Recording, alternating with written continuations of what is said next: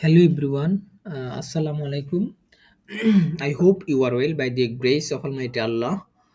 ওকে আজকে হচ্ছে আইএলটিএস এর যে রাইটিং এর যে ব্যাপারটা, ওকে রাইটিং হচ্ছে টাস্ক 1 টাস্ক 2 থাকে। তো আমরা সব মিলিয়ে যদি লক্ষ্য করি আমরা যে সময় আইএলটিএস এর প্রিপারেশন নেই, কোচিং এ থাকি বা নিজে প্রিপারেশন নেই, ওই সময় এমনি বুঝতে পারি যে কোন মডিউলটা আমরা সবচেয়ে বেশি ইমপ্রুভমেন্ট করছি আর কোন মডিউলটা সবচেয়ে বেশি ইমপ্রুভমেন্ট করি নাই। তো এক্ষেত্রে দেখা যায় রাইটিং এর ক্ষেত্রে একটু আলাদা।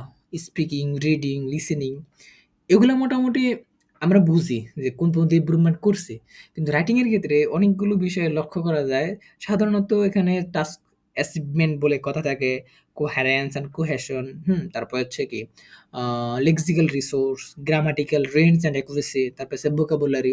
তারপর এখানে বাক্য বড় করার ক্ষেত্রে একটা লক্ষ্য করা যায়। কারণ হচ্ছে এখানে ১২ থেকে ১৩টা বাক্যের ভিতরে আপনাকে এই পুরা গ্রাফটা আরকি তুলে ধরতে হবে। এর বেশি হলে তাও মার্ক কাটা খাবেন। তারপর হচ্ছে প্রথম হচ্ছে এটা ১৫০ ওয়ার্ডের ভিতরে তুলে ধরতে হবে। ওকে? বেশি হলে তাও মার্ক কাটা খাবেন, কম হলে তাও মার্ক কাটা খাবেন। এ হচ্ছে কথা। যদি বলি রাইটিং টাস্ক 1 এর ক্ষেত্রে কিছু বলা যায়। এখানে সুন্দর করে একটা ইন্ট্রোডাকশন দিবেন। ওকে? ইন্ট্রোডাকশনটা এরকম হবে যে আমরা এসএসসি বা এসএসসি তে গ্রাফে যে ইন্ট্রোডাকশন দিছি একেবারে ইজিয়েস্ট ওটা যেন না হয়। ওকে? তো এখানে খুব সুন্দর করে একটা ওভারভিউ তুলে ধরবেন। কোনটা হাইয়েস্ট, কোনটা লোয়েস্ট। ওকে? কোনটা হাইয়েস্ট, কোনটা লোয়েস্ট এর একটা ওভারভিউ তুলে ধরবেন। যাতে করে এক্সামিনার বুঝে আপনি ব্যাপারটা বুঝতে পারছেন। এই হচ্ছে কথা। আর হচ্ছে এখানে 2nd অ্যান্ড 3rd প্যারাগ্রাফ বলতে একটা কথা আছে। ওই 2nd অ্যান্ড 3rd প্যারাগ্রাফে মানে বিস্তারিত মোটামুটি অল্প কিছু লাইনের ভিতরে আপনি চেষ্টা করবেন পুরো গ্রাফটা, হ্যাঁ? কি আছে, কি নাই, হ্যাঁ? কি বলছে এটা তুলে ধরতে। আর শেষে তো কনক্লুশন উপসংহার আপনি বুঝেনই। একেবারে পুরা গ্রাফটা একেবারে সামারি আকারে, ওকে? ২ সেন্টেন্সে চেষ্টা করবেন এটা সামারি টানতে, কনক্লুশন টানতে। এ হচ্ছে রাইটিং টাস্ক 1।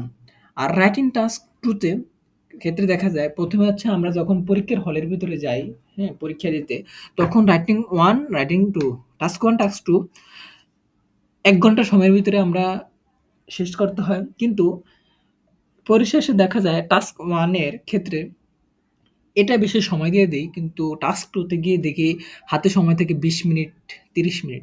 এরকম করা যাবে না। কারণ আগে খুব ভালো করে প্র্যাকটিস করে যেতে হবে যাতে করে দুটোটাতেই সিমিলার একই সময় দিতে পারি আমরা। ওকে? তো রাইটিং টাস্ক 2 তে বেশিরভাগ দেখা যায় আ এগ্রি, ডিসএগ্রি, হুম? একটা তারপর হচ্ছে অ্যাডভান্টেজেস, ডিসঅ্যাডভান্টেজেস, হ্যাঁ? ২ টার ভিতরে পার্থক্য। তারপর হচ্ছে কজ, তারপর হচ্ছে সলিউশন, এরকম ডিরেক্ট কোয়েশ্চেন ইজিএস এরকম কিছু থাকে। তো সব মিলিয়ে আমরা চেষ্টা করব আমি আগে যে কথাগুলো বলছি ওইগুলোর প্রতি মিল রেখে এখানেও ব্যবহার করতে। যেমন রাইটিং এর ক্ষেত্রে ওই সিম্পল, কমপ্লেক্স, কম্পাউন্ড থাকে। তারপর হচ্ছে আর কি থাকে? আ এগ অ্যা তারপর হচ্ছে ডিগ্রি থাকে, হ্যাঁ? তারপর হচ্ছে অ্যাক্টিভ ভয়েস, প্যাসিভ ভয়েস থাকে। তো সব মিলিয়ে এগুলা দেওয়ার চেষ্টা করবেন। তারপরে কানেক্টর, ওকে? এগুলা হচ্ছে বাক্যকে সুন্দর করে এগুলা মার্ক বাড়ানোর জন্য খুবই ইফেক্টিভ ভাই, বুঝছেন? খুবই ইফেক্টিভ। তো আপনি এই ব্যাপারগুলো লক্ষ্য করবেন। তো এতটুকুই আলোচনা। আর শেষে দিয়ে কিছু কথা বলবো। কথা হচ্ছে ভাই আপনি যদি আমার ভিডিওটা দেখেন, আপনি সাবস্ক্রাইব করেন আর না করেন আপনি আপনার বন্ধুর কাছে ভিডিওটা পৌঁছে দেবেন।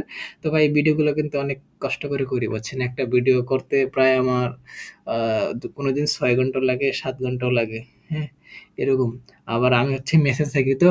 তো এখানে হচ্ছে মেসেজে একটা ডিস্টার্বের যে ব্যাপার আছে, আমি অনেক আমরা প্রায় ১১ থেকে ১২ জন মেসে থাকি। তো ভিডিওটা যে সময় করি, যে সময় সবাই থাকে না, একেবারে ভোরে করি, আবার একেবারে রাত ২টা বা ৩টা এই সময় করি। সবাই যে সময় ঘুমিয়ে যায় ওই সময় করি। আ মানে একেবারে খুব নীরব যে সময় পরিবেশ থাকে ওই সময় করি। আ তো এইখানে অনেক ক্ষেত্রে দেখা যায় ওই সময়ের ভেতরে আবার অনেক ডিস্টার্ব হয়। হ্যাঁ? দরজা ধাক্কা দেয় অন্য রুমের রুমমেটরা। এই হচ্ছে কথা। তো এত কষ্ট করে ভিডিওগুলা করি আপনারা হচ্ছে আপনার ফ্রেন্ডের কাছে খুব সুন্দর করে দিয়ে দিবেন। যদি উপকার হয় আপনার ফ্রেন্ডের কাছে দিয়ে দিবেন এই। আর আমার ভিডিওগুলো কিন্তু অনেক বড় না। হ্যাঁ? এই ৫ মিনিট, ৪ মিনিট, ৩ মিনিট এরই ভিতরেই সীমাবদ্ধ থাকবে। ওকে? আপনি চেষ্টা করবেন এটা আপনার ফ্রেন্ডের কাছে পৌঁছে দিতে এই। আপনি একা শিখবেন না, আপনার বন্ধুকেও নিয়ে শিখবেন। এ হচ্ছে কথা। একা শিখলে কখনো এটা ইফেক্টিভ হবে না। আপনার বন্ধুকে এটা দিবেন। আশা করি খুব ভালো হবে। আপনার বন্ধু আপনার জন্য দোয়া করবে। তো thank you very much for listening to my speech.